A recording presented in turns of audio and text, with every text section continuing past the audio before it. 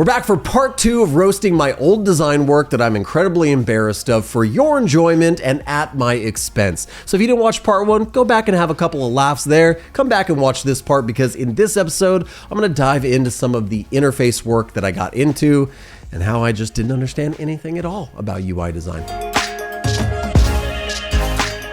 All right, next project. Later on, I did a website for a friend of mine who opened up a punk rock diner. The whole thing was supposed to have a bit of that punk rock vibe and feel. Throughout the restaurant, they actually had imagery of Tom Waits and, different rock and roll artists, Daft Punk, cool stuff. So I wanted it to be pretty minimal and clean. Basically you have the menu, the hours, so on and so forth. Here's me presenting my work in an old iPad because I felt like that made me look really, really cool, and inside an old glossy iPhone. I think this is a little bit of a step up. I was starting to learn a little bit more about typography, vertical rhythm, typographic hierarchy, color usage. I was still struggling a little bit with contrast and accessibility, but this was a little bit of a step in the right direction. Let's take a look at another project from this time. This was for a wooden sunglasses brand that was launching in Hawaii, and I got the opportunity to do some work for them. It was basically an e-commerce site,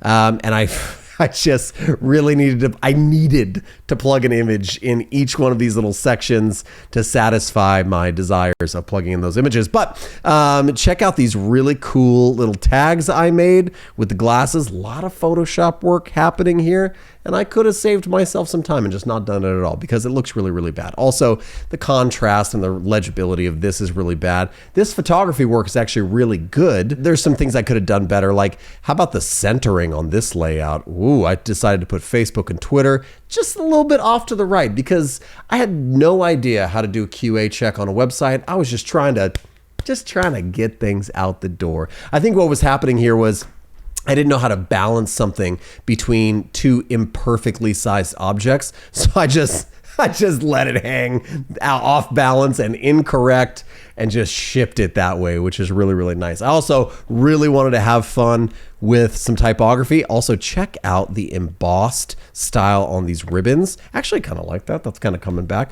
Kind of like Airbnb new icons. A little bit fun, a little cartoony. I think it worked. I think it was interesting.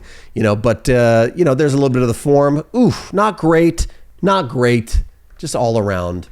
Not great. Let's take a look at my first dive into software. This was my first dashboard interface that I ever created. It was for an up and coming startup that was all about memories where you could write stories and blog posts. This is the only screen I have from it. I can't find anything else anywhere, but I remember working on this for a really long time, and I still wanted to bring some of those graphic design skills in. So when I was laying out like this 2-column layout, like your details on the left and all of your images and posts on the right, I still insisted I wanted like this paper book tear down the center to make it feel good. Look at all these little paper rip textures up above. Look at that kind of, we've moved away from fully glossy buttons, but we still, they can't just be flat because that's not skeuomorphic and fun. And I really struggled at this point figuring out how to lay things out like a true blue interface. I've comments and counts and embeddables and tags down here. I just had zero understanding of good UX design and legibility. It's just, this whole thing is just a mess, although it does have some cute pictures of my kids when they were babies. So that's something to take away from that.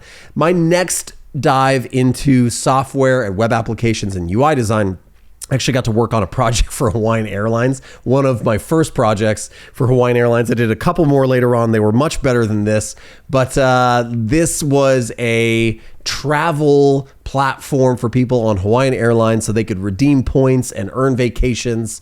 And I did all of the UI design and front-end development. Let's not talk crap because I did all of the HTML, CSS, and JavaScript to make this thing actually work. So very Twitter Bootstrap. I'm almost positive I used Twitter Bootstrap for this. Iconography not aligned with elements here. Really not understanding how to hold back on color. Now, Hawaiian Airlines wanted it to be colorful and interesting, but I really injected a lot of color into this thing. I just didn't know how to use it like correctly at all. The mixture of the blue or the pink and the light pink and the lighter pink and the gradiated pink and then the pink buttons or the purple bars, the whole thing was just a hot mess. Although this was probably one of my first experiences starting to understand the complexities of UI flow, of actually getting somebody through certain steps and tracking their steps, giving them user feedback, allowing them to do some actual editing or kind of like user management or data management inside of the UI. But it's, look at these radio buttons. I had no idea how to do a radio button. So I think I found this, you could just barely see the highlight of this here. I just found an image of a radio button and slapped that in because I just didn't know how to make my own. I was too busy actually focusing on how do I figure out how to make the edges, the corners of these kind of look like an invitation. I spent about a week doing that and ignoring other things that actually mattered. So that about sums up the type of work that I was doing back then. Hey, I hope you enjoyed that video of me roasting my own design work. There's a bunch of other videos on the channel, so make sure you check those out. And also make sure you leave a thumbs up, subscribe to this channel, ring the bell so you know when more videos like this one come out. Thanks for watching part 2. Maybe you watched part 1. Maybe you'll watch some of these other videos, but we'll see you around.